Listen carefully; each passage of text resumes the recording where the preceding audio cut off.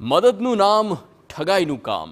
જી હા, અમદાવાદના યશવંતપુરમાં પોલીસે એટીએમમાં ખરાબી હોવાનું કહી મદદના બહાને ઠગાઈ આચરતા બે ઇસમોને ધરપકડ કરી।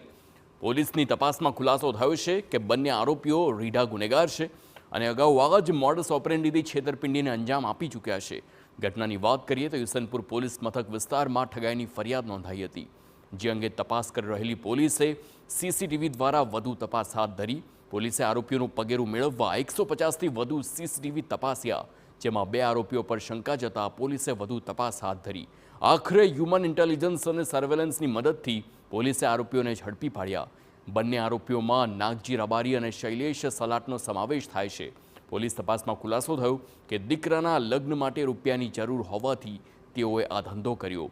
સાથે જ ખુલાસો થયો કે આરોપીઓએ અગાઉ આ જ પ્રકારની મોડસ ઓપરેન્ડીની મદદથી 8 જેટલા ગુનાને અંજામ આપી ચૂક્યા છે।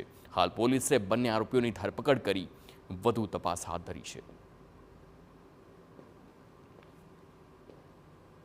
પકડાયેલા આરોપીઓ પૈકી નાગજીભાઈ રબારી છે એ મુખ્ય સૂત્રધાર છે અને ભૂતકાળમાં પણ અમદાવાદ શહેરમાં સોલા, વસ્ત્રાપુર તેમજ મેઘાણીનગર અને શેરકોટડા ખાતે 4 ગુનામાં આ જ મોડસ ઓપરેન્ડીથી પકડાયેલ છે। તેમજ આ જ આરોપી ગાંધીનગર જિલ્લામાં કલોલ અને સેક્ટર 21 પોલીસ સ્ટેશનમાં 3 ગુનામાં આ જ મોડસ ઓપરેન્ડીથી ગુના આચરેલા છે। આમ કુલ 8 ગુનામાં ભૂતકાળમાં પકડાયેલ છે।